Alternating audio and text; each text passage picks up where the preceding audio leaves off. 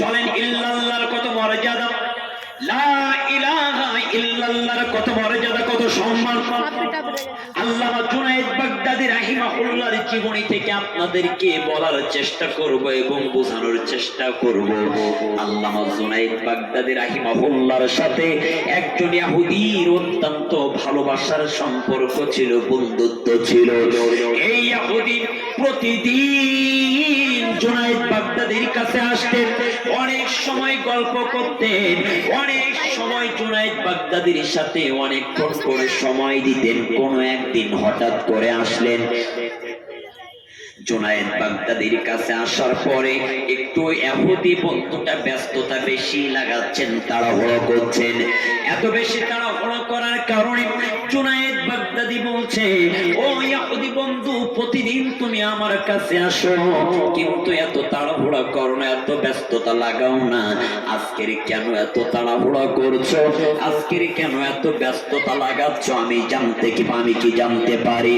এবার ইহুদি বলছে, ও জুনায়েদ বাগদাদী, তাহলে শোনো, আমাদের প্রতি বছর ইহুদিদেরকে নিয়ে অমুক জায়গার অমুক স্থানে বিশাল বড় একটা কনসার্ট হয়, বিশাল বড় একটা সম্মেলন হয়, সমাবেশ হয়। ওখানে হাজার নয়, লক্ষ লক্ষ মানুষের সমাগম হয়। ওই সমাবেশে আমাদের ইহুদি ধর্মের পাদ্রী, আমাদের ইহুদি ধর্মের যিনি গুরু, বিশাল একটা উঁচু আসনের জন্য তৈরি করা হয়। আর ওই উঁচু আসনে একটা করে বক্তব্য তিনি দেন, একটা করে কথা উনি বলেন। আমরা ইহুদি ধর্মের মানুষেরা সেটা মেনে নেওয়ার চেষ্টা করি, সেটা পালন করে বাস্তব জীবনে আমল করার চেষ্টা করি। প্রতি বছরের ন্যায় আজকের সেই সম্মেলনের আয়োজন করা হয়েছে। এই মুহূর্তে আমার ওই সম্মেলনে উপস্থিত হতে হবে। জুনায়েদ বাগদাদী ইহুদি বন্ধুর কথা শুনে একেবারে নাসর হয়ে গিয়েছে। বন্ধুকে ডেকে বলছে, আমিও তোমার সাথে যেতে চাই, তুমি আমার ওই সম্মেলনে নিয়ে চলো। ইহুদি বন্ধুটা বলছে, না, ওই সম্মেলনে মুসলমানদেরকে এলাও করা হয় না, ওই সম্মেলনে কোনো মুসলমান ঢুকতে পারে না, ওই সম্মেলনে কোনো মুসলমান যেতে পারবে না। এক পর্যায়ে জুনায়েদ বাগদাদী নাসর হয়ে গিয়েছেন। এবার ইহুদি ডেকে বলছে, আচ্ছা ঠিক আছে, কোনোভাবেই তোমার যাওয়া যাবে না। জুনায়েদ বাগদাদী বলছে, প্রয়োজনে তোমার মতো লেবাস নিয়ে তোমাদের সম্মেলনে যেতে চাই। এক পর্যায়ে জুনায়েদ বাগদাদীর কথা শুনে ইহুদি বন্ধুটা, ইহুদি পাদ্রীটা রাজি হয়ে গেলেন। জুনায়েদ বাগদাদীকে নিয়ে ওই সম্মেলনে উপস্থিত হলেন। হাজার হাজার লক্ষ লক্ষ মানুষের সমাগম। তিনি দাঁড়িয়ে আছেন, হঠাৎ করে দেখতে পাচ্ছেন বিশাল একটা উঁচু জায়গা তৈরি করা হয়েছে। কিছুক্ষণ পরে এলাকার কিছু মানুষেরা একজন প্রবীণ মুরব্বী মানুষের হাত পা ধরে ওই উঁচু জায়গায় বসিয়েছে। উঁচু জায়গায় বসানোর পরে প্রতি বছর তাদের ধর্মের গুরুকে যখন উঁচু জায়গায় বসায়, ওখানে বসে একটা করে উপদেশ দিয়ে উনি বিদায় নিয়ে চলে যায়। কিন্তু বরাবরের মতন বসেছেন, বসার পরে ওনার মুখ থেকে আর উপদেশ বাহির হচ্ছে না। আল্লাহু আকবার। লক্ষ লক্ষ জনতা ইহুদি ধর্মের পাদ্রীকে দেখে বলছে, কি ব্যাপার, আপনি প্রতি বছর ওই জায়গায় বসে একটা করে উপদেশ দেন, আমরা গ্রহণ করে বাড়িতে চলে যাই, আজকের কেন আপনি আমাদের উপদেশ দিচ্ছেন না? আজকের কেন আপনি পরামর্শ দিচ্ছেন না? এবার ওই ইহুদি পাদ্রী বলছে, আমি প্রতি বছর এই জনসমাবেশে উপদেশ দিতাম, আজকের উপদেশ দেওয়ার জন্য বসেছি, কিন্তু আজকের এই জনসমাবেশে লক্ষ জনতা ইহুদির মাঝে একটা মুসলমানের আগমন হয়েছে। শোনার সাথে সাথে সমস্ত ইহুদিরা রাগ আর ক্ষোভে ফেটে পড়লেন। ডাক দিয়া বলছে, আপনি আমাদের ইহুদি ধর্মের পাদ্রী, আপনি আমাদের ইহুদি ধর্মের গুরু, কোথায় সেই মুসলমান আপনি দেখিয়ে দেন। আগে ওই মুসলমানকে হত্যা করব, তারপরে আপনার উপদেশ শুনব। এবার ইহুদি পাদ্রী বলছে, খবরদার, ওই মুসলমানের গায়ে আঘাত করবা না, মার পর্যন্ত দিবা না, প্রয়োজনে ওই মার পর্যন্ত দিবা না, ওই মুসলমানকে ধরে আমার কাছে নিয়ে আসো। জুনায়েদ বাগদাদীকে ধরে আনা হলো। ইহুদিদের পাদ্রীর সামনে যখন উপস্থিত করা হয়েছে, এবার ইহুদি পাদ্রী বলছে, কি ব্যাপার, আমাদের ধর্মীয় সমাবেশে তোমার আগমনের কারণ? আল্লামা জুনায়েদ বাগদাদী ইমানের বলে বলিয়ান হয়ে বলছে, ইহুদি পাদ্রী, আমি এসেছি, আমি জানি এই জায়গায় ইহুদিদের প্রতি বছরের সম্মেলন হয়, এই সম্মেলনে আজকে আমি এসেছি। আসার পরে দেখলাম এখানে তামাশা ছাড়া অন্য কিছু হয় না, আর আপনাদের এই তামাশা দেখবার জন্য আমি জুনায়েদ বাগদাদী এই সম্মেলনে এসেছি। কি এমন হয়, কি এমন তামাশা হয়, আমি জুনায়েদ বাগদাদী দেখার জন্য এসেছি। ইহুদি পাদ্রী রাগান্বিত হয়েছেন, কিন্তু কিছু বলেন নাই। ইহুদি পাদ্রী বলছে, তুমি যেহেতু এসেছো, মুসলমান তুমি, এবং মুসলমানদের ধর্মের পক্ষ থেকে এসেছো, মুসলমান ধর্মের মধ্যে আবার তোমাদের কিতাবের মধ্যে তিনটা জিনিস আমি ইহুদি ধর্মের গুরু আমি মানতে পারি না, আমি মানতেও রাজি না। এই তিনটা একেবারে অযৌক্তিক, একেবারে মিথ্যা কথা ছাড়া আর কিছু না। জুনায়েদ বাগদাদী বলছে, কি এমন তিনটা কথা বলো। এবার ইহুদি পাদ্রী বলছে, এখন এই তিনটা কথা তোমার কাছে তিনটা প্রশ্ন। ও জুনায়েদ বাগদাদী, মুসলমানদের পক্ষ নিয়ে তুমি কি এই তিনটা প্রশ্নের জবাব দিতে পারবা? জুনায়েদ বাগদাদী বলছে, কি এমন প্রশ্ন বলো। ইহুদি পাদ্রী বলছে, জুনায়েদ বাগদাদী, আমার এক নাম্বার প্রশ্ন হলো,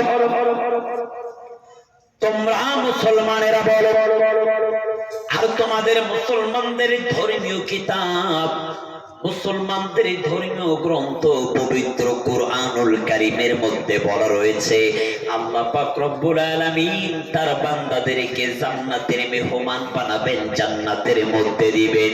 কিন্তু এই জান্নাতের মধ্যে জান্নাতীরা নাজ নিয়ামত ভক্ষণ করবেন, জান্নাতের মধ্যে জান্নাতীরা নাজ নিয়ামত খাবে, কিন্তু তাদের পায়খানারও প্রয়োজন হবে না, আবার তাদের প্রস্রাবেরও প্রয়োজন হবে না। একটা মানুষ যখন খাদ্যগুলো গ্রহণ করে, পেটের মধ্যে যখন চলে যায়, তাদের স্টোমাক অর্থাৎ পাকস্থলীর মধ্যে যাওয়ার পরে সেখান থেকে সংমিশ্রণ হয়ে পায়খানা রাস্তা দিয়ে বাইর হয়, আবার প্রস্রাবের রাস্তা দিয়ে বাহির হয়ে যায়। খাদ্য গ্রহণ করলে পায়খানার প্রস্রাবের অবশ্যই প্রয়োজন। কথা বোঝেন নাই? খাদ্য যদি গ্রহণ করা হয়, পায়খানার প্রস্রাবের প্রয়োজন হয়, কি হয় না? ও জুনায়েদ বাগদাদী, তোমাদের মুসলমান ধর্মের মধ্যে বলা রয়েছে, জান্নাতের মধ্যে আল্লাহ জান্নাতীদেরকে দিবেন, জান্নাতের নাজ নিয়ামত তারা ভক্ষণ করবে, কিন্তু এই জান্নাতের মধ্যে জান্নাতীদের পায়খানারও প্রয়োজন হবে না, আবার প্রস্রাবেরও দরকার হবে না। এটা কেন বলা হয়েছে? এটা একেবারে অযৌক্তিক কথা, এটা তো আমরা মানতে পারি না। আমার এক নাম্বার প্রশ্ন হলো, জান্নাতের মধ্যে কেন পায়খানার প্রয়োজন হবে না, প্রস্রাবের প্রয়োজন হবে না? আমার দুই নাম্বার প্রশ্ন হলো, তোমরা মুসলমানেরা বলো, আবার মুসলমানদের ধর্মের গ্রন্থের মধ্যে বলা রয়েছে জান্নাতের মধ্যে একটা বৃক্ষ রয়েছে, একটা গাছ রয়েছে, শাখা রয়েছে, যে বৃক্ষ, যে গাছের শাখা প্রশাখা গুলো জান্নাতের প্রত্যেকটা বাড়ির উপরে চলে যাবে, জান্নাতের প্রত্যেকটা বাড়ির উপরে প্রত্যেকটা গাছের শাখা প্রশাখা গুলো সেখানেই পৌঁছে যাবে। একটা গাছের শাখা প্রশাখা জান্নাতের প্রত্যেকটা ঘরের মধ্যে কিভাবে পৌঁছাবে? এটা তো একেবারে অসম্ভব, অযৌক্তিক কথা, মিথ্যা কথা। আমার তিন নাম্বার প্রশ্ন হলো, তোমরা মুসলমানেরা বলো, আবার তোমাদের মুসলমান ধর্মের গ্রন্থের মধ্যে বলা রয়েছে জান্নাতের মধ্যে জান্নাতীরা জান্নাতের নাজ নিয়ামত ভক্ষণ করবে, কিন্তু এই জান্নাতের মধ্যে জান্নাতের নাজ নিয়ামত খাবে, কিন্তু জান্নাতের মধ্যে জান্নাতের নাজ নিয়ামতের কোনদিনের জন্য ঘাটতি পড়বে না। জান্নাতে জান্নাতের নাজ নিয়ামতের অভাব কোনোদিনের জন্য পড়বে না। রাজার ধন সম্পদ যদি দিনের পর দিন, মাসের পর মাস, বছরের পর বছর বসে খাওয়া হয়, সেটাও একদিন ফুরিয়ে যাওয়া সম্ভব। কিন্তু তোমার জান্নাতের মধ্যে আল্লাহ দিবেন ওই জান্নাতের নাজ নিয়ামত কেন কেন অভাব পড়বে না, ঘাটতি পড়বে না? এই তিনটা প্রশ্নের জবাব কি মুসলমানদের পক্ষ নিয়ে সুন্দর করে যুক্তি দিয়ে আমারে তুমি জবাব দিতে পারবা? আল্লামা জুনায়েদ বাগদাদী বলছে, ওরে ইহুদি পাদ্রী, শুনে রাখো, জেনে রাখো, এখন আমার একটা কথা হলো, আমি যদি এই তিনটা প্রশ্নের জবাব দিতে পারি, তাহলে কি তুমি তোমার ধর্ম ত্যাগ করে কালিমা পড়ে মুসলমান হয়ে যাবা? বলতে পারলেন না? ও ইহুদি ধর্মের গুরু, আমি যদি এই তিনটা প্রশ্নের সঠিক জবাব দিতে পারি, তাহলে কি তুমি তোমার ধর্ম ত্যাগ করে কালিমা পড়ে মুসলমান হয়ে যাবা? ইহুদি ধর্মের পাদ্রী বলছে, আচ্ছা ঠিক আছে, যদি তোমার তিনটা প্রশ্নের জবাব আমার কাছে যুক্তিসঙ্গত মনে হয়, আমি ওয়াদা করলাম, কথা দিলাম, লক্ষ ইহুদিদের মাঝে আমি আমার ইহুদি ধর্ম ত্যাগ করে কালিমা পড়ে মুসলমান হয়ে যাব। আল্লামা জুনায়েদ বাগদাদী এবার বলছেন, ও ইহুদি ধর্মের পণ্ডিত, আপনার জন্য তো ভিআইপি একটা আসন তৈরি করা হয়েছে, আপনি ওইখানে বসেছেন। এখন আপনার কাছে জানতে চাই, প্রশ্নদাতা বড় হয় নাকি উত্তরদাতা বড় হয়? ও মুর্শিদাবাদ জেলার ভাইরা, আপনারাই বলেন তো দেখি, প্রশ্নদাতা বড় হয় নাকি উত্তরদাতা বড় হয়? উত্তরদাতা বড় হয়। কে বড় হয়? ইহুদি ধর্মের পাদ্রী বলছে, নিঃসন্দেহে উত্তরদাতা বড় হয়। আল্লামা জুনায়েদ বাগদাদী বলছে, উত্তরদাতা যদি বড় হয়, তাহলে আমি দেব উত্তর। আপনি করেছেন প্রশ্ন, ওই ভিআইপি জায়গা, উঁচু জায়গায় আপনার বসার অধিকার নাই, আপনি ওই জায়গা থেকে নিচে এসে প্রশ্ন করবেন, আর আমি জুনায়েদ বাগদাদী উঁচু আসনে বসে আপনার তিনটা প্রশ্নের জবাব দিতে চাই। ইজ্জত আর সম্মান দেওয়ার মালিক কে? আল্লাহ। ভাইরা আমার, ইজ্জত আর সম্মান দেওয়ার মালিক আল্লাহ। এই কথা মনে পড়তেই আল্লাহর নবীর কথা মনে পড়ে যায়। নবী মুহাম্মদ রাসূলুল্লাহ সাল্লাল্লাহু আলাইহি ওয়াসাল্লাম যখন মক্কার জমিনে কালিমার দাওয়াত দেওয়া শুরু করলেন, ইসলামের দাওয়াত দেওয়া শুরু করলেন, কোরআনের তালিম দেওয়া শুরু করলেন, কালিমার দাওয়াত দেওয়া যখন আল্লাহর নবী আমার শুরু করেছেন, আবু জাহেল, উতবা, সাইবারা অনেক চক্রান্ত করেছে, ষড়যন্ত্র করেছে, কিভাবে মুহাম্মাদের কালিমার দাওয়াত বন্ধ করা যায়, মুহাম্মাদের দ্বীন ইসলামের দাওয়াত বন্ধ করা যায়, মুহাম্মাদের ধর্ম কিভাবে বন্ধ করা যায়। একের পর এক তারা চক্রান্তর ষড়যন্ত্র করেছে, কিন্তু সব চক্রান্তর ষড়যন্ত্রের জাল আমার আল্লাহ ছিন্ন ভিন্ন করে দিয়েছে। তারা এমন চক্রান্ত করেছে, আল্লাহর নবী যখন নামাজে দাঁড়াতেন, নবীজি আমার যখন সিজদায় চলে যেতেন, মক্কার জমিনের বিশাল বড় বড় উটের পচা নাড়ি ভুঁড়ি গোলা আল্লাহর নবীর পিঠের উপরে চাপিয়ে দিতেন, যাতে করে আল্লাহর নবীর কষ্ট হয়। আল্লাহর নবী যে রাস্তা দিয়ে হাঁটতেন, ওই রাস্তার মধ্যে তারা কাটা গোলা বিছায় রাখত। ভাইরা আমার, আল্লাহর নবীর দ্বীনের দাওয়াত তারপরে বন্ধ হন না। আবু জাহেল যখন দেখলো মুহাম্মদ দিনের পর দিন একের পর এক মক্কার জমিনে বিশাল ফেমাস হয়ে যাচ্ছে, মক্কার জমিনে মুহাম্মদ দিনের পর দিন আস্তে আস্তে অনেক বেশি সম্মান অর্জন করে ফেলছে, এখন কি করা যায়? এই মক্কার মানুষ দিয়ে তো মুহাম্মাদের টাইট করা যায় না। এখন মুহাম্মাদের আমরা একটু বিচার করতে চাই, এখন মক্কার মানুষ দিয়ে তো মুহাম্মাদের বিচার করানো যাবে না। সেই সময়ে সিরিয়ার বাদশা ছিল খ্রিস্টান, নাম ছিল হাবিব বিন মালিক। এই মক্কার জমিনের আবু জাহেল সিরিয়ার বাদশা হাবিব বিন মালিকের কাছে পত্র লিখলেন, ও সিরিয়ার বাদশা হাবিব বিন মালিক, মক্কার জমিনে আব্দুল্লাহর বেটা মুহাম্মদ নামের একটা যুবকের আগমন হয়েছে।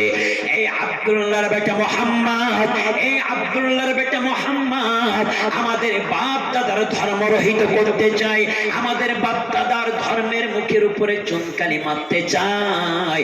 ও হাবিব বিন মালিক, সিরিয়ার বাচ্চা, খ্রিস্টান বাচ্চা, এই মুহূর্তে মক্কার জমিনে দরকার আপনার মতন বিচারপতি আর আপনার মতন সরকার। সিরিয়ার বাচ্চা হাবিব বিন মালিক পত্র পাওয়ার পরে লিখে দিলেন, ও মক্কার নেতা আবু জাহেল, আমি অবশ্যই মক্কার জমিনে যাব আর মুহাম্মাদের বিচার করব, কিন্তু মুহাম্মাদের বিচারে একাকী কিংবা ঘরের মধ্যে করব না, লক্ষ জনতাকে নিয়ে মক্কার জমিনে মুহাম্মাদের বিচার করতে চাই। সিরিয়ার বাচ্চা হাবিব বিন মালিক আর দেরি করলেন না। সিরিয়ার বাচ্চা হাবিব বিন মালিক তার লোক লস্কর সৈন্য নিয়ে হাঁটি হাঁটি পা পা করে সিরিয়া থেকে রওনা দিয়ে মক্কার জমিনে চলে এসেছেন। আসার পরে মক্কার জমিনে একটা মঞ্চ তৈরি করা হলো, যে মঞ্চের মধ্যে আল্লাহর নবী নবী মুহাম্মাদের বিচার করা হবে। মক্কার অলিত গলিতে প্রচার হয়ে গেল। সিরিয়া থেকে খ্রিস্টান বাদশাকে ভাড়া করা হয়েছে, সিরিয়া থেকে খ্রিস্টান বাদশা হাবিব বিন মালিককে প্রধান বিচারপতি করানো হয়েছে মক্কার জমিনের আব্দুল্লাহর বেটা মুহাম্মাদের বিচার করানোর জন্য। এই জন্য সিরিয়ার বাদশা হাবিব বিন মালিককে আমন্ত্রণ করা হয়েছে। অমুক দিন অমুক সময় মুহাম্মাদের বিচার করা হবে এলান করা হলো। হাজার নয় লক্ষ লক্ষ মানুষ আল্লাহর নবীর কেমন বিচার করে দেখার জন্য হাঁটি হাঁটি সবাই রওনা করেছেন। এই সংবাদ যখন আবু বকরের কানে চলে গেল, আবু বকর আর দেরি করলেন না, চলে গেলেন আল্লাহর নবীর কাছে। আল্লাহর নবীকে গিয়ে ডেকে বলছেন, ইয়া রাসূলুল্লাহ, ইয়া হাবিবাল্লাহ, নবী, আবু জাহেল চক্রান্ত করেছে, আবু জাহেল ষড়যন্ত্র করে সিরিয়ার বাদশা খ্রিস্টান বাদশা হাবিব বিন মালিককে ইনভাইট করে মক্কার জমিনে এনেছে, মক্কার জমিনে আপনার বিচার করতে চাই। আল্লাহর নবী আবু বকরের মাথায় হাত দিয়ে বলছে, আবু বকর, ও ভাই আবু বকর, টেনশন করো না, কি মনে করেছ তুমি আবু বকর আর আমি মুহাম্মদ, আমরা দুইজন না, তোমার আর আমার সাথে ইন্নাল্লাহা মাআনা, তোমার আর আমার সাথে আমাদের আল্লাহ রয়েছে, সুতরাং টেনশন করার কোনো কারণ নাই। আমরা বিশ্বাস রাখি এই বিজয় মুসলমানদের, এই বিজয় আমাদের। আবু বকরকে সাথে করে নিয়ে আল্লাহর নবী আমার হাঁটি হাঁটি পা পা করে রওনা দিয়েছেন। আবু জাহেল একটা মঞ্চ তৈরি করেছে, এখন এই মঞ্চের মধ্যে আবার চেয়ারের ব্যবস্থা করেছেন। আপনারা যেমন আমাকে ইনভাইট করেছেন, এখানে কয়েকটা চেয়ারের ব্যবস্থা করেছেন, আপনারা মাটিতে বসেছেন।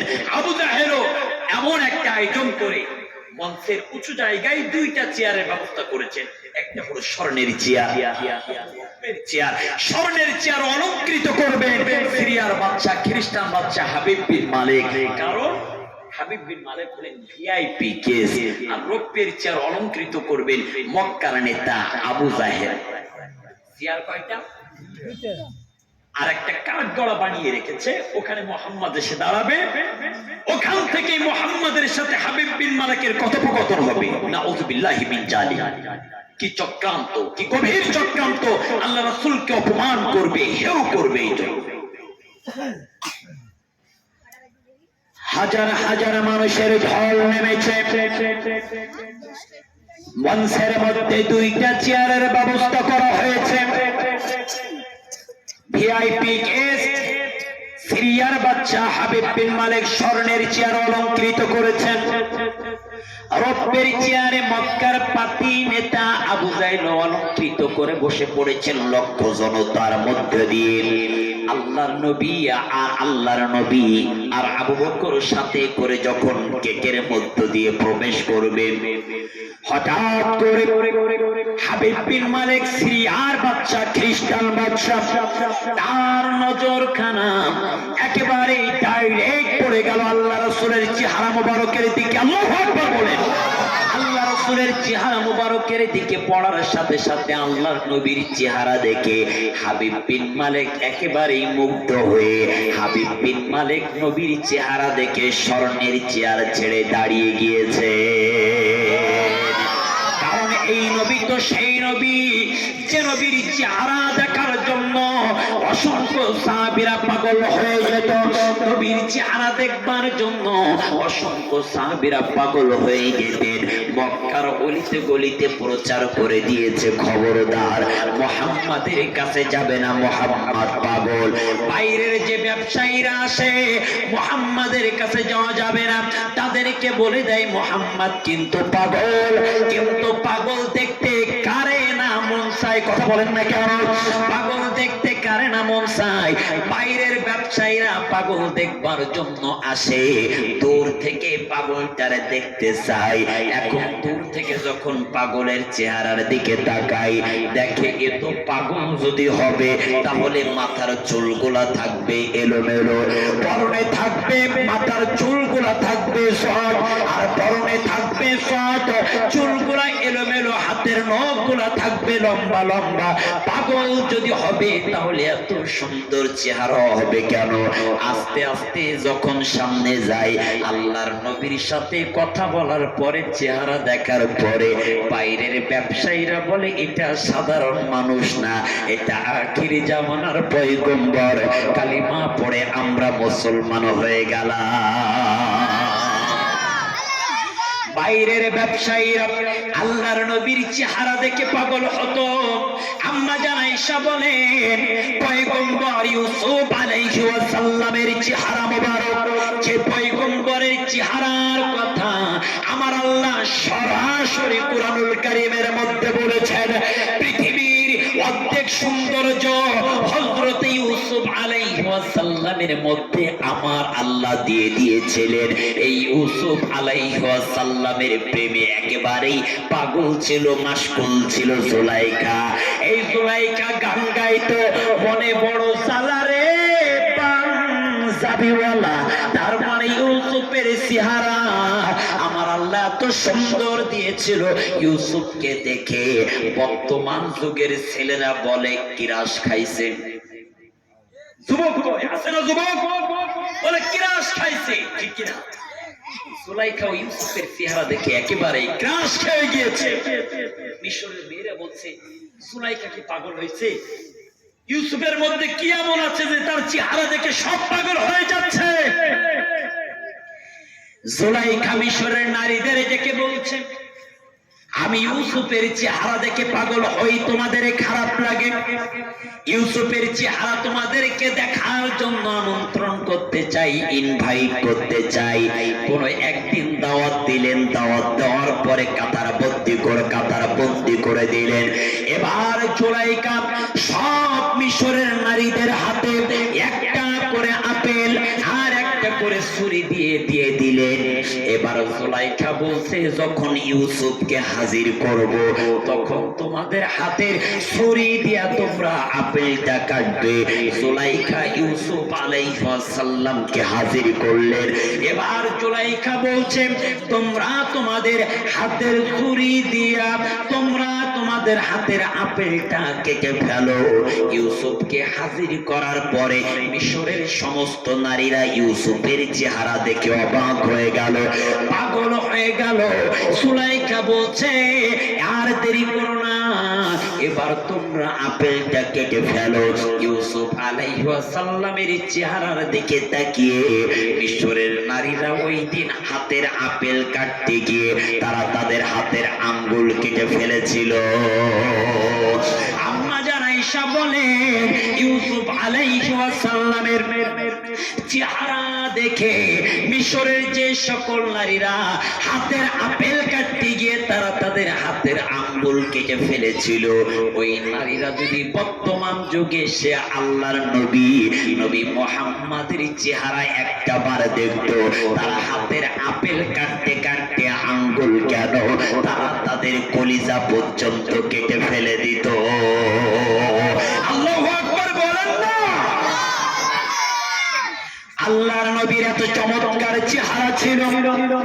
হাদিস থেকে বলছে বর্ণনা, আল্লাহর নবীর খাদেমে রাসূল হযরত আনাস, যে আনাস আল্লাহর নবীর দীর্ঘ 10টা বছর খেদমত করেছিলেন, এই আনাস কোন একদিন নবীজির কদম মোবারকের কাছে হাজির। নবী, ও নবী, আমি চাই কোন একদিন আপনি আমার বাড়িতে মেহমান হয়ে যাবেন। আল্লাহর নবী বললেন, আনাস ঠিক আছে, তোমার দাওয়াত অ্যাকসেপ্ট করলাম, তোমার দাওয়াত গ্রহণ করলাম। আল্লাহর নবী আমার কোন একদিন পূর্ণিমার রাতের বেলায় আনাসের বাড়িতে দাওয়াত খাওয়ার জন্য যখন চলে গেলেন, আনাসের আম্মা উম্মে আইমান তখনও বেঁচে ছিল, কিন্তু বৃদ্ধ মানুষ। আনাসের আম্মা তখন বৃদ্ধ মানুষ, বৃদ্ধ বয়স উপনীত হয়েছেন। কোন একটা কাজের জন্য আনাসের বৃদ্ধ আম্মা ঘরের মধ্যে প্রবেশ করলেন। ঘরের মধ্যে প্রবেশ করে আল্লাহর নবীর চেহারা দেখে অবাক হয়ে গেলেন। ঘর থেকে একটা লাফ দিয়া রাতের বেলায় বাইরে এসে আল্লাহর আসমানের পূর্ণিমার চাঁদের দিকে তাকালেন।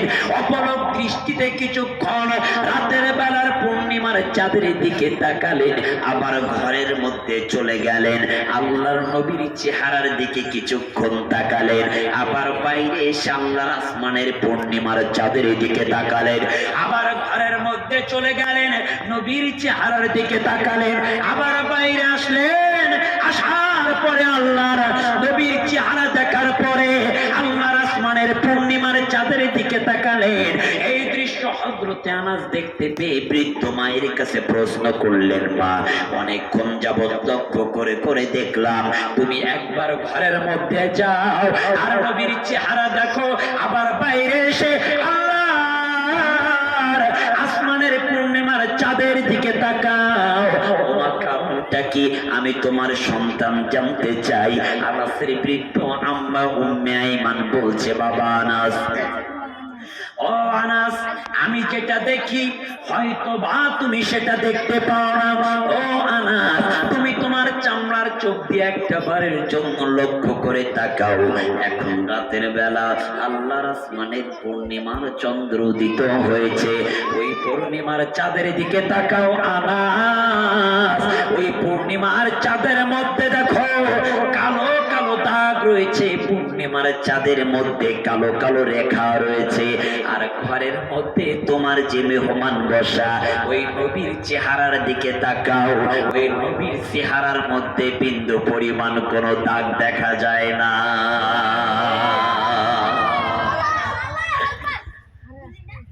সেই নবীর চেহারা দেখে হাবিব বিন মালিক, সিরিয়ার বাদশা, খ্রিস্টান বাদশা, নবীজির চেহারা মোবারক দেখে স্বর্ণের চেয়ার ছেড়ে দাঁড়িয়ে গিয়েছেন। আবু জাহেল বলছে, ও হাবিব বিন মালিক, এই মুহাম্মাদের চেহারা দেখে পাগল হইলে হবে না। এ মুহাম্মদ গণক, এ মুহাম্মদ জাদুকর, এই সেই মুহাম্মদ যে মুহাম্মদ আমাদের বাপ-দাদার ধর্মের মুখের উপরে চুনকালি মারতে চায় না। আউযু বিল্লাহি মিন জালিক। সিরিয়ার বাদশা হাবিব বিন মালিক বলছে, আবু জাহেল ঠান্ডা হও। আল্লাহর নবীকে ডাক দিলেন। ডাক দেওয়ার পরে কাঠগড়ায় যখন এসে দাঁড়িয়েছে, হাবিব বিন মালিক বললেন, মুহাম্মদ। বলছে, হ্যাঁ। বলছে, তোমার বাবার নাম কি? বলছে, আমার বাবার নাম আব্দুল্লাহ। মায়ের নাম কি? বলছে, আমার মায়ের নাম আমিনা। দাদার নাম কি? বলছে, আমার দাদার নাম আব্দুল মুত্তালিব। চাচার নাম কি? চাচার নাম আবু তালিব। কোন বংশে জন্মগ্রহণ করেছো? তিনি বলছেন, কুরাইশ বংশে জন্মগ্রহণ করেছি। হাবিব বিন মালিক মনে মনে উপলব্ধি করেছে, Tripitaka, Bible, Ramayana, Zend Avesta, Mahabharata, Old Testament, New Testament, Gita, সব জায়গায় ঘোষণা রয়েছে আখিরি জামানার একজন পয়গম্বরের আগমন ঘটবে, যার নাম হবে আহমদ কিংবা মুহাম্মদ, যার নাম হবে আহমদ কিংবা মুহাম্মদ, যিনি কুরাইশ বংশে জন্মগ্রহণ করবেন, যার বাবার নাম আব্দুল্লাহ হবে, মায়ের নাম আমিনা হবে, চাচার নাম আবু তালিব হবে, দাদার নাম আব্দুল মুত্তালিব হবে। এটা তো দেখি একেবারে খাপের খাপ, মুমতাজের মা একেবারেই মিলে গিয়েছে। আমি হাবিব বিন মালিক আর সন্দেহ নাই, এটাই হলো আখিরি জামানার পয়গম্বর।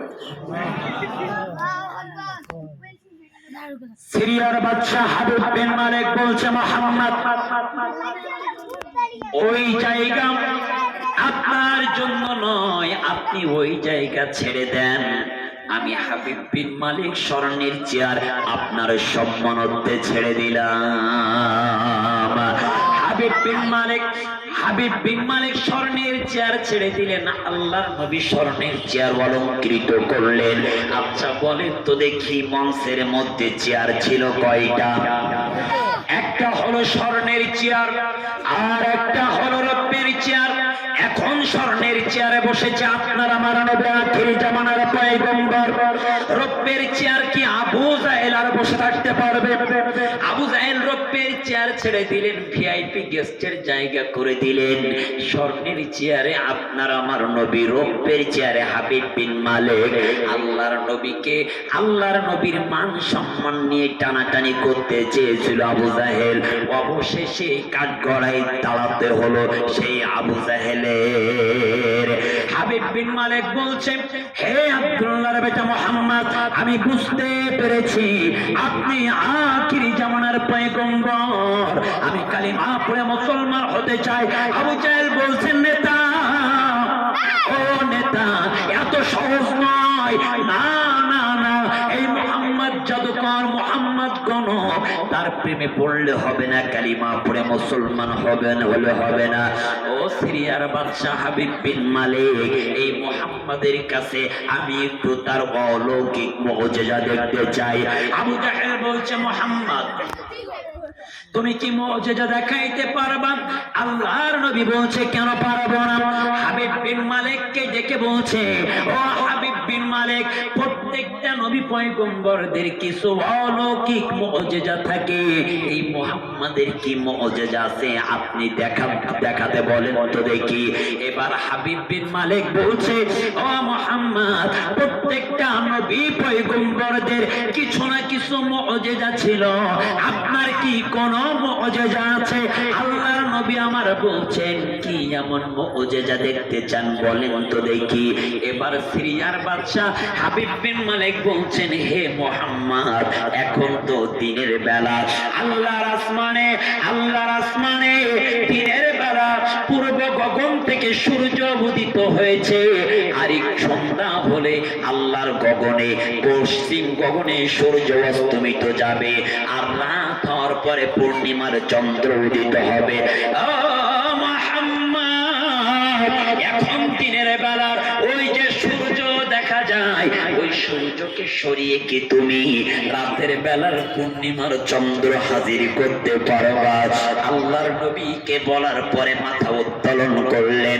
আমার আল্লাহ জিব্রাইলকে পাঠিয়ে দিয়ে বলছে, যা জিব্রাইল, জলদি করে চলে যা, আমার নবীকে গিয়ে জানিয়ে দে, আজকের এই ময়দানে আমার নবীর হাতের শাহাদাতে আঙ্গুল দিয়া যেখানে যেভাবে ইশারা করবে, আজকের সেখানেই সেটাই কার্যকর হয়ে যাবে। হাবিব বিন মালিক বলতে দেরি, আমার আল্লাহর নবী আমার হাতের শাহাদাতে আঙ্গুল উত্তোলন করতে দেরি করলেন না। হাতের শাহাদাতে আঙ্গুল দিয়ে দিনের বেলার সূর্যের দিকে ইশারা করতে দেরি, দিনের বেলার সূর্য সরে যেতে দেরি হলেন না, আর রাতের বেলার পূর্ণিমার চাঁদের দিকে ইশারা করতে দেরি, আল্লাহর আসমানের রাতের বেলার পূর্ণিমার চন্দ্র দিনের বেলায় আসমানে উদিত হতে দেরি হলো না। সমস্ত মানুষগুলো আল্লাহু আকবার, আল্লাহু আকবারের ধ্বনি দিয়ে উঠল। হাবিব বিন মালিক বলছে, আপনি সত্যই নবী, লা শাক্কা ফিহি, এতে কোনো সন্দেহ নাই। আবু জাহেলের চোখগুলো মোটা মোটা হয়েছে, কি আজীব ব্যাপার।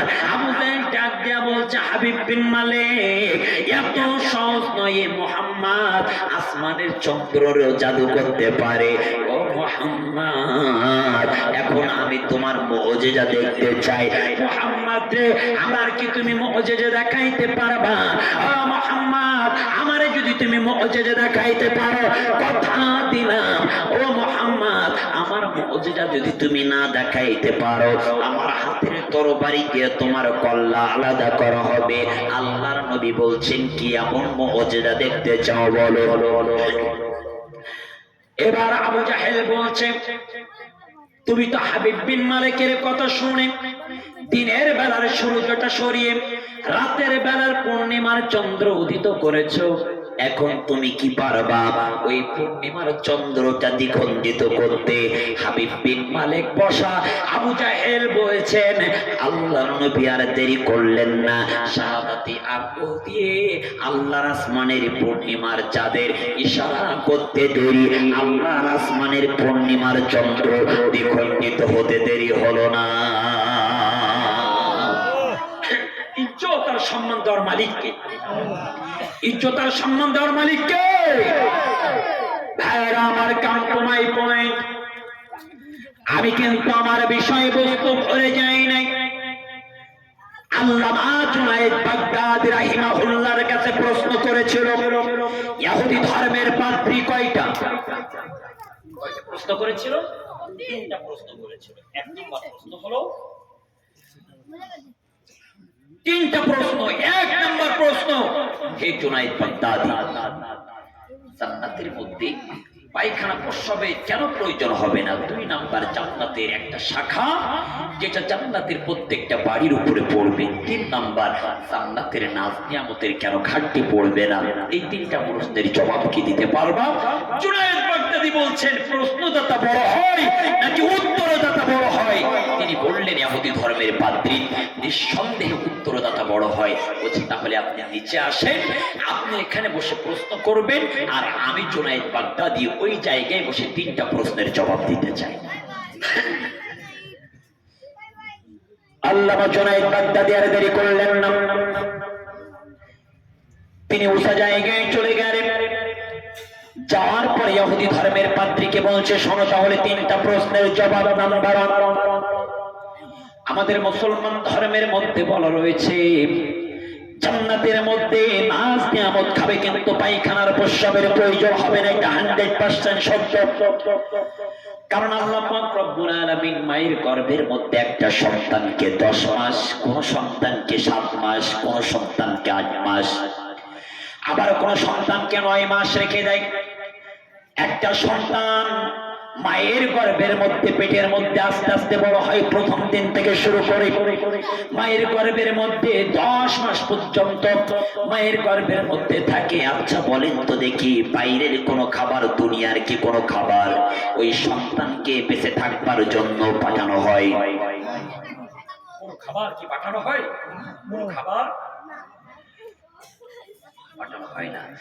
জুনায়েদ বাগদাদী রাহিমাহুল্লাহ বলছেন, একটা সন্তানকে যদি আমার আল্লাহ মায়ের পেটের মধ্যে দুনিয়ার কোনো খাদ্য ছাড়া যদি বাঁচিয়ে রাখতে পারে, আর দুনিয়ার কোনো খাদ্যের দরকার হয় না, মায়ের শরীরের রক্ত খেয়ে খেয়ে বেঁচে থাকে, ওই পেটের মধ্যে যেমন পায়খানার প্রস্রাবের প্রয়োজন হয় না, আমার আল্লাহ একটা সন্তানকে যেমন মায়ের পেটের মধ্যে সব চাইতে নিরাপদ জায়গায় রেখে দেয়, ওই জান্নাতটাও হলো নিরাপদ জায়গা, পবিত্র জায়গা।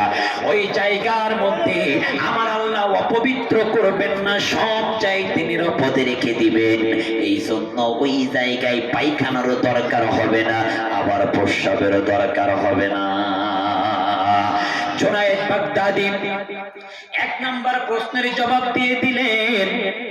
এবার বলছে, দুই নাম্বার প্রশ্নের জবাব দাও। যে জান্নাতের মধ্যে একটা গাছ হবে, যার প্রত্যেকটা শাখা প্রশাখা জান্নাতের প্রত্যেকটা বাড়ির উপরে পড়বে, এটা কিভাবে সম্ভব? জুনায়েদ বাগদাদী বলছে, প্রতিদিন পূর্ব গগন থেকে একটা সূর্য উদিত হয়ে পশ্চিম গগনে অস্তমিত যায়।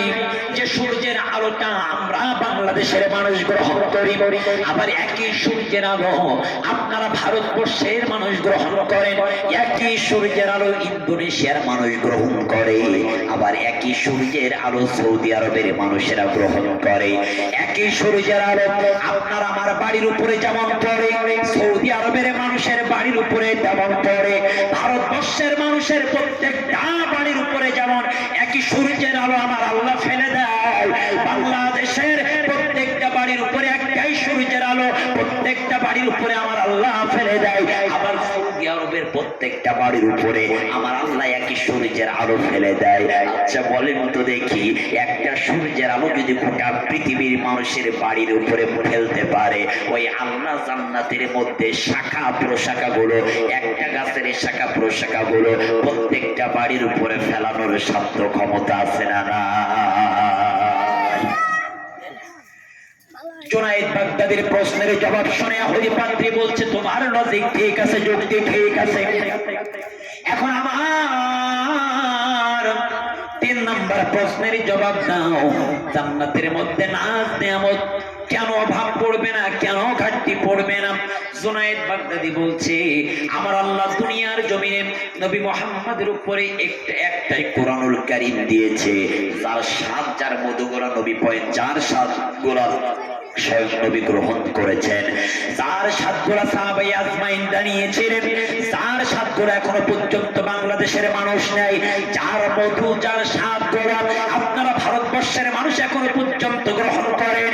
একই কোরআনুল কারীমের স্বাদ, একই কোরআনুল কারীমের মধু ওই সৌদি আরবের মানুষেরা গ্রহণ করে, ইন্দোনেশিয়ার মানুষেরা একই কোরআনের স্বাদ, একই কোরআনের মধু গ্রহণ করে, মুরব্বীরা কোরআনের স্বাদ মধু গ্রহণ করে, যুবকরা কোরআনের স্বাদ মধু গ্রহণ করে, মুফতি সাহেবরা কোরআনের স্বাদ মধু গ্রহণ করে, হাফেজ কোরআনরা মধু স্বাদ গ্রহণ করে। আচ্ছা বলেন তো দেখি, আজ পর্যন্ত কোন মানুষের মুখ থেকে শুনলাম না আর কোরআন বলার দরকার নাই, কোরআন আমার ভালো লাগে না। মানে কোরআন যত শুনবেন ততই মধু, যত শুনবেন ততই মধু বাহির করে দেন কে? সুবহানাল্লাহ বলেন না কেন? ততই আমার আল্লাহ মধু বাহির করে দেন। সুতরাং কোরআনের মধু যেমন আহরণ করে শেষ করা যায় না, কোরআনের মধু খাওয়ার পরে, গ্রহণ করার পরে এটা যেমন আপনি আমি কিয়ামত পর্যন্ত শেষ করতে পারবো না, বাস্তব লজিক হলো কোরআনের মধু আপনি আমি শেষ করতে পারি না, তাহলে জান্নাতের নাজ নিয়ামত খেয়ে আমার আল্লাহ একবার বলবে কুন, আর একবার বলবে ফায়াকুন, হও তো হয়ে যাও। এটা আল্লাহর কাছে মামুলি ব্যাপার ছাড়া আর কিছু না। ইহুদি পাদ্রী বলছে, জুনায়েদ বাগদাদি আসলেই তো ঠিক, আসলেই তো ঠিক, তোমার 3টা প্রশ্নের জবাব ঠিক আছে, লজিক ঠিক আছে। এবার জুনায়েদ বাগদাদি বলছে, এখন কথা অনুযায়ী তো আপনার ধর্ম ত্যাগ করে কালিমা পড়ে মুসলমান হওয়া লাগবে, কিন্তু ইহুদি ধর্মের পাদ্রী আপনি কালিমা পড়ে মুসলমান হবেন। যেহেতু আপনি আমার কাছে 3টা প্রশ্ন করেছেন, আমি মুসলমানদের পক্ষ নিয়ে আপনার কাছে একটা প্রশ্ন করতে চাই। আমি কিন্তু ভুলে যাই নাই, কালিমার ফজিলাতের কথা বলছিলাম, মনে আছে আপনাদের? আপনার কাছে একটা প্রশ্ন করতে চাই।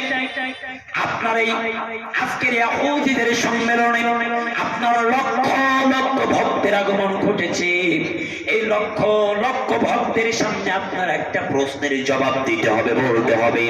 আপনি বলেন তো দেখি, আপনারা যেটাকেই বলেন স্বর্গ, কোরআনের ভাষায় সেটাকে বলা হয় জাহান্নাম, সেটাকে বলা হয় জান্নাত। আপনারা যেটাকে বলেন নরক, কোরআনের ভাষায় সেটাকে বলে জাহান্নাম।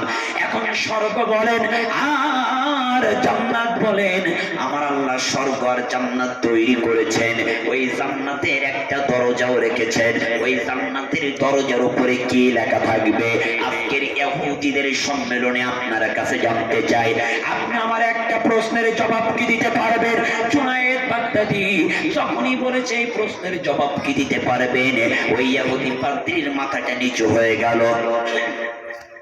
হাজার নয় লক্ষ লক্ষ ইহুদি ধর্মের মানুষেরা বলছে, আপনি আমাদের ধর্মীয় গুরু, আপনি 3টা প্রশ্ন করেছেন, মুসলমানদের ধর্মীয় নেতা জুনায়েদ বাগদাদি 3টা প্রশ্নের জবাব সঠিক দিয়েছে, আপনার কাছে একটা প্রশ্ন করেছে, আপনি কেন জবাব দিচ্ছেন না? এবার ইহুদি ধর্মের পাদ্রী বলছে, আমি একটা প্রশ্নের জবাব যদি দিই হয়তো তোমরা গ্রহণ করবা না, এখন যদি তোমরা মেনে নাও তাহলে আমি ইহুদি ধর্মের পাদ্রী জবাব দিতে চাই। হাজার নয় লক্ষ লক্ষ ইহুদি ধর্মের পাদ্রী বলছে, হ্যাঁ অবশ্যই মানবো। কেন মানবো না বলেন তো দেখি কি এমন? এবার ইহুদি ধর্মের পাদ্রী বলছে, তাহলে শোনো, ওই জান্নাতের দরজার উপরে লেখা রয়েছে লা ইলাহা ইল্লাল্লাহু মুহাম্মাদুর রাসূলুল্লাহ। ইহুদি ধর্মের পাদ্রী কালিমা পড়ে মুসলমান হয়ে গেলেন। এখন যদি ইহুদি ধর্মের পাদ্রী কালিমা পড়ে যদি মুসলমান হয়, তার ভক্ত বৃন্দরা কি আর বসে থাকবে? বসে থাকবে? তার ভক্ত বৃন্দরা বলছে, আমরাও আর দেরি করতে চাই না, আপনি আমাদেরকেও পড়িয়ে দেন কালিমা তৈয়বা লা ইলাহা ইল্লাল্লাহু মুহাম্মাদুর রাসূলুল্লাহ। জোরে বলে সুবহানাল্লাহ। অসংখ্য ইহুদি ধর্মের মানুষ সাথে সাথে কালিমা পড়ে মুসলমান হয়ে গেল। এই জন্য আলহামদুলিল্লাহি তামলাউল মিজান, সুবহানাল্লাহি তামলাউল মিজান, আল্লাহু আকবার তামলাউল মিজান, লা ইলাহা ইল্লাল্লাহু তামলাউল মিজান। বেশি বেশি করে আলহামদুলিল্লাহ, সুবহানাল্লাহ, আল্লাহু আকবারের জিকির করবেন। পারবেন ইনশাআল্লাহ? ভাইরা আমার ভালো করে বুঝবেন, রব্বে কারীম প্রত্যেকটা মানুষের উপরে মামলা দিয়ে দিয়েছেন 5টা করে। 1 নাম্বার হলো মৃত্যু নামক মামলা, 2 নাম্বার হলো কবর নামক মামলা, 3 নাম্বার মিজান নামক মামলা, 4 নাম্বার পয়েন্টের আলোচনা হাসর নামক মামলা। এই হাসরের ময়দান আমার আল্লাহ যখন কায়েম করবেন, অনেক মজাদার একটা আলোচনা, ইন্টারেস্টিং একটা আলোচনা। আজকের আলোচনাটা হয়তো আপনার হৃদয়টা নরম করে দিতে পারেন। আজকের হাসরের ময়দানের একটা আলোচনা আপনাদেরকে বলতে চাই। হাসরের ময়দান যখন কায়েম হয়ে যাবে, ওই দিন লক্ষ কোটি কোটি তাওহীদি জনতার একজন সুপারিশকারী মানুষের দরকার হয়ে যাবে। ওই দিন লক্ষ কোটি কোটি মানুষেরা সুপারিশকারী খুঁজবার জন্য বাহির হয়ে যাবেন, সুপারিশকারী খুঁজবার জন্য বাহির হয়ে যাবেন। খুঁজতে খুঁজতে চলে যাবেন আদি পিতা হযরত আদম আলাইহিস সালামের কাছে। আদমকে ডাক দিয়ে বলবেন, আদি পিতা আদম আলাইহিস সালাম, আজকের হাসরের ময়দানে আমাদের একজন সুপারিশকারীর দরকার, আপনি কি আমাদের জন্য সুপারিশকারী হয়ে যাবেন? আদম আলাইহিস সালাম বলবেন, আমি আজকে তোমাদের জন্য কিছুই করতে পারবো না, তোমরা চলে যাও। এবার উম্মতি মুহাম্মাদী সহ গোটা পৃথিবীর হাসরের ময়দানের তাওহীদি জনতা চলে যাবে হযরত নূহ আলাইহিস সালামের কাছে। নূহ আলাইহিস সালামকে ডেকে বলবেন, আজকে আমাদের একজন সুপারিশকারীর দরকার, আপনি আমাদের জন্য সুপারিশকারী হয়ে যান। নূহ আলাইহিস সালাম বলবেন, আমি পারবো না, তোমরা চলে যাও। এবার চলে যাবেন হযরত ঈসা রুহুল্লাহর কাছে। ঈসা রুহুল্লাহ বলবেন, চলে যাবেন ইব্রাহিম আলাইহিস সালামের কাছে। ইব্রাহিম আলাইহিস সালামকে ডেকে বলবেন, আপনি আমাদের জন্য সুপারিশকারী হয়ে যান হাসরের ময়দানে। ইব্রাহিম আলাইহিস সালাম বলবেন, না, আজকের আমার ক্ষমতা নাই, আমি তোমাদের জন্য সুপারিশকারী হতে পারবো না। চলে যাবে ঈসা আলাইহিস সালামের কাছে। ঈসা আলাইহিস সালাম বলবেন, না না না, আমি পারবো না, আমি আজকে তোমাদের জন্য কিছুই করতে পারবো না। যদি সুপারিশ পেতে চাও চলে যাও আখিরি জামানার পয়গম্বর নবী মুহাম্মাদের কাছে। ওই দিন গোটা উম্মতি মুহাম্মাদি চলে যাবেন নবী মুহাম্মাদের কাছে। আল্লাহর নবী বলবেন, হ্যাঁ, আজকের আমি নবী তোমাদের জন্য সুপারিশকারী হয়ে যাব। হাসরের ময়দানে দল হবে 2টা, একটা হবে ডানহাতি আর একটা হবে বামহাতি। যাদের ডান হাতে আমলনামা দেওয়া হবে তারা জান্নাতি হয়ে যাবে, আর যাদের বাম হাতে আমলনামা দেওয়া হবে তারা হয়ে যাবে জাহান্নামী। যারা বাম হাতে আমলনামা পেয়ে যাবে, আমলনামা খানা নিয়ে আল্লাহর কাছে আরজি করবে, আল্লাহ, ও আল্লাহ, আপনি আমাকে কেন জাহান্নামী করছেন? আল্লাহ বলবে, বান্দা, আজকে তোমার হাতে আমলনামা রয়েছে, তোমার আমলনামাটা পড়ার জন্য আজকের তুমি নিজেই যথেষ্ট, তোমার আমলনামাটা তুমি নিজেই পড়ে নাও। ওই দিন ওই পাপিষ্ট বান্দা নিজের আমলনামা খানা দেখবে আর নিজের আমলনামা খানা পড়বে, পড়ার পরে নিজের মতন আল্লাহ বলবেন জাহান্নামী ফেরেশতারা তাদেরকে টানতে টানতে হাসরাইতে হাসরাইতে জাহান্নামের মেহমান বানাও, টানতে টানতে হাসরাইতে হাসরাইতে জাহান্নামের মেহমান বানানো হবে। আর যাদের ডান হাতে আমলনামা দেওয়া হবে তাদেরকে সংবর্ধনা দিতে দিতে জান্নাতের মেহমান বানানো হবে। বাম হাতে আমলনামা পড়বে আর জাহান্নামে চলে যাবে। কোন একজন বান্দা বাম হাতে আমলনামা পড়ে আল্লাহর সামনে থমকে দাঁড়িয়ে যাবে, আল্লাহ ও রব্বুল আলামিন, আমার জীবনের সব আমলগুলো তো ঠিক আছে, সামান্য এক জায়গায় একটা লাল কলমের দাগ পড়ে গিয়েছে, একটা আমলের কারণে কি আপনি আমারে জাহান্নামে দিবেন? আল্লাহ বলবেন, বান্দা আজকের তোমার কাছে একটা আমল সামান্য হয়ে গেল, বান্দা তুমি কি পারবা আজকের হাসরের ময়দানে একটা আমল হাজির করে আমার সামনে উপস্থিত করতে?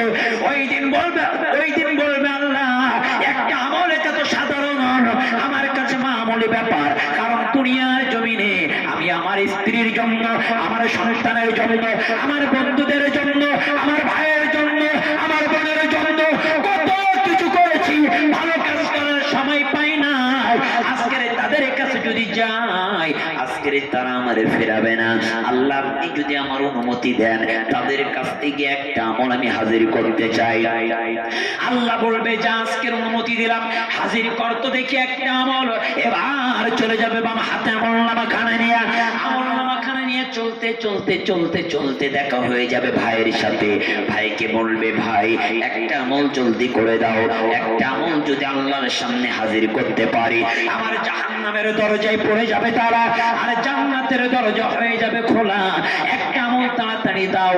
ভাই ওই দিন অস্বীকার যাবে, দুনিয়ায় আমার কোনো ভাই ছিল না, বোনের কাছে চলে যাবে, ওই দিন বোন অস্বীকার যাবে, সন্তানের কাছে চলে যাবে, সন্তান অস্বীকার যাবে, স্ত্রীর কাছে চলে যাবে, স্ত্রী অস্বীকার যাবে।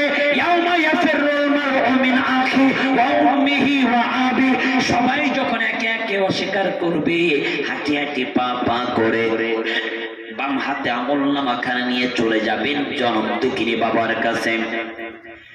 বাবার কদম মুবারকের কাছে দাঁড়িয়ে চোখের পানি ছেড়ে বলবে, বাবা ও বাবা, আপনি তো আমার সেই বাবা, দুনিয়ার জমিনে আমি যখন কষ্টে ছিলাম, আমি যখন দুনিয়ার জমিনে বিপদে ছিলাম, আপনি আমার সর্বপ্রথম কাছে আগাই চলে যেতেন, ছুটে চলে যেতেন, আমার বিছানাকে হারাম করে প্রচন্ড সূর্যের তাপকে উপেক্ষা করে আপনি আমার জন্য কত কষ্ট করেছেন বাবা। ও বাবা, আজকে আমি আপনার সেই সন্তান, একটা আমল যদি আপনি আমারে দেন, তাহলে আমার জাহান্নামের দরজায় পড়ে যাবে তালা, আর জান্নাতের দরজা আমি আপনার সন্তানের জন্য হয়ে যাবে খোলা। একটা আমল যদি পাই, তাহলে আমি হয়ে যাব জান্নাতি, আমি হয়ে যাব জান্নাতি। কারণ একটা সন্তানের জন্য পৃথিবীর জমিনে বাবা বেঁচে থাকা মানে মাথার উপরে বিশাল বড় একটা বটগাছের মতন ছায়া পাওয়া। আচ্ছা বলেন তো দেখি, বাবার চাইতে আপনজন আসমানের নিচে আর জমিনের উপরে কেউ হতে পারে? বাবা পৃথিবী এক অমূল্য সম্পদ, বাবা নামক সৈনিক, বাবা নামক বটবৃক্ষ, বাবা নামক ছায়া যাদের আছে, আমি মনে করি তাদের জীবন ধন্য, ঠিক কিনা বলেন?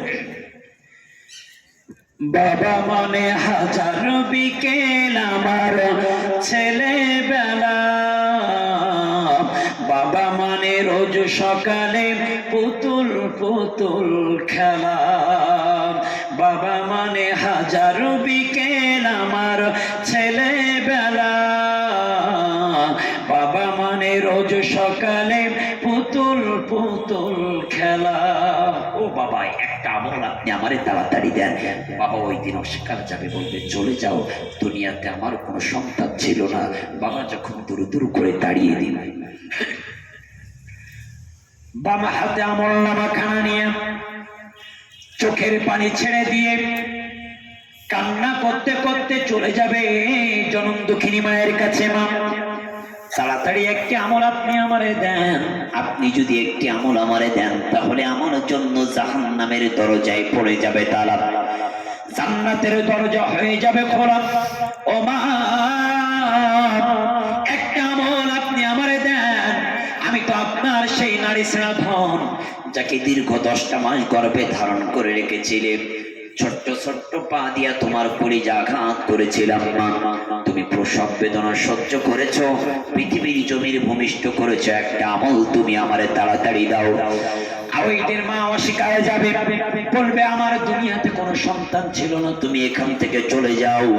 ও আল্লাহর গোলামেরা, আজকের দুনিয়ায় এত কিছু করলেন যে সন্তানদের জন্য, সেই সন্তান কাজে লাগবে না।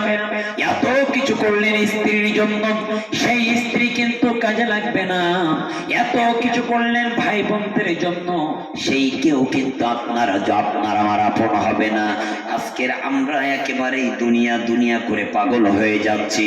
দুনিয়ার জন্য আমরা একেবারেই মশগুল হয়ে যাচ্ছি। অট্টালিকা করবার জন্য ব্যস্ত, গাড়ি বাড়ি করবার জন্য ব্যস্ত, ধন দৌলত করবার জন্য ব্যস্ত।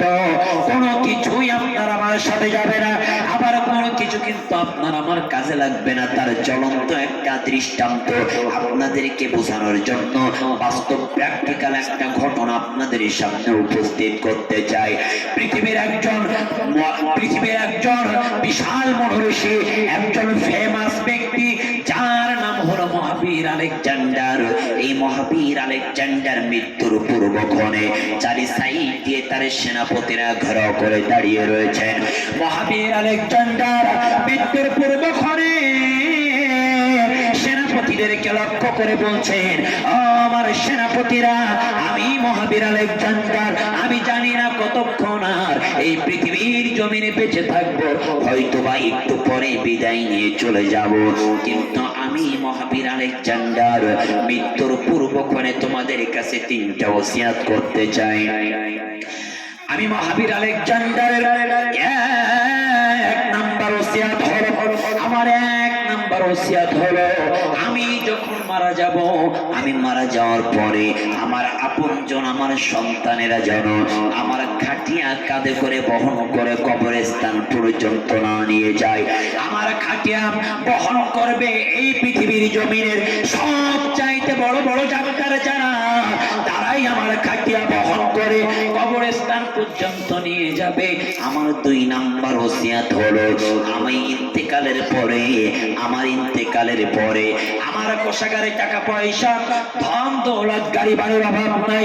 আমার বাড়ি থেকে শুরু করে আমার সমাধির স্থান পর্যন্ত, আমার কবরস্থান পর্যন্ত আমার স্বর্ণরূপ অলংকার গোলা ছিটাইতে ছিটাইতে বিছাইতে বিছাইতে যাবা। আমার 3 নাম্বার ওসিয়াত হলো, আমাকে সুন্দর করে সাদা কাপড়ের কাপড় দিয়ে চকলেটের মতন মোড়ানোর পরে খাটিয়ায় যখন রাখা হবে, আমার খাটিয়া কাপড়ের ডান হাত আমার বাইরে থাকবে, আমার বাম হাতও বাইরে থাকবে। এই 3টা ওসিয়াত অবশ্যই তোমরা পালন করবা। মহাবীর আলেকজান্ডার যখন এই 3টা ওসিয়াতের কথা বললেন, কেউ কোনো কথা বলে না। হঠাৎ করে একজন সেনাপতি দাঁড়িয়েছেন, মহাবীর আলেকজান্ডারকে দেখে বলছেন, ও আলেকজান্ডার, আপনি তো মহাবীর, আপনার কাছে একটা কথা জানতে চাই। আপনি 3টা ওসিয়াত করেছেন, এখন এই 3টা ওসিয়াতের কারণ কি, এই 3টা ওসিয়াতের ব্যাখ্যা কি জানতে চাই। মহাবীর আলেকজান্ডার বলছে, তাহলে শোনো। এই 3টা ওসিয়াতের 1 নাম্বার কারণ হলো, পৃথিবীর অনেক মানুষ মনে করে এই পৃথিবীর জমিনে ডাক্তার তার বাবাকে বাঁচাইতে পারে, ডাক্তার মানুষের হায়াত বাড়াইতে পারে, আবার ডাক্তার মানুষের হায়াত কমাইতে পারে। আমি পৃথিবীর মানুষের কাছে নজির রেখে যেতে চাই। অনেক মানুষের চিন্তা ভাবনা হলো, অমুক ডাক্তার না থাকলে আমার বাবাকে বাঁচানো যেত না, অমুক ডাক্তার না থাকলে আমার মাকে বাঁচানো যেত না, অমুক ডাক্তার না থাকলে আমার সন্তানকে বাঁচানো যেত না। আমি গোটা পৃথিবীর মানুষের তাদের চোখের মধ্যে আঙ্গুল দিয়ে দেখাইতে চাই, দেখো পৃথিবীর মানুষেরা, দেখো ডাক্তার যদি মানুষকে বাঁচানোর ক্ষমতা থাকতো, ডাক্তার যদি মানুষের হায়াত দিতে পারত, তাহলে আমি মহাবীর আলেকজান্ডার, আমার ক্ষমতার অভাব নাই, আমার টাকা পয়সার অভাব নাই, ওই ডাক্তারেরা আমার খাটিয়াটা বহন করে আমার কবরস্থানে নিয়ে যেত না। ওই ডাক্তাররা আমি মহাবীর আলেকজান্ডারকে বাঁচিয়ে রাখতে পারত। ঠিক কিনা? আমাকে বাঁচিয়ে রাখতে পারতো। দেখো পৃথিবীর মানুষ, দেখো সেই ডাক্তারদের উপরে তোমরা নির্ভরশীল, সেই ডাক্তারেরা আজকে খাটিয়া বহন করে আমাকে কবরস্থানে নিয়ে যাচ্ছে। সেনাপতি এবার ডাক দিয়ে বলছেন, মহাবীর, 2 নম্বর ওসিয়াতের কারণ বলেন, ব্যাখ্যা বলেন। আপনারা কষ্ট পাচ্ছেন, আসলে প্রচন্ড শীতের রাত, শীতের মধ্যে আপনাদের একটু কষ্ট হচ্ছে নাকি? আসলে ভাইরা, গত 4-5 দিন জ্বর সর্দিতে একেবারে কায়েল আমার আলতাফউদ্দিন ভাই। আপনাদের বক্তায় অ্যাবসেন্ট হওয়ার কারণে আমার শরীরে যে কন্ডিশন ছিল, আমি যে আসবো এমন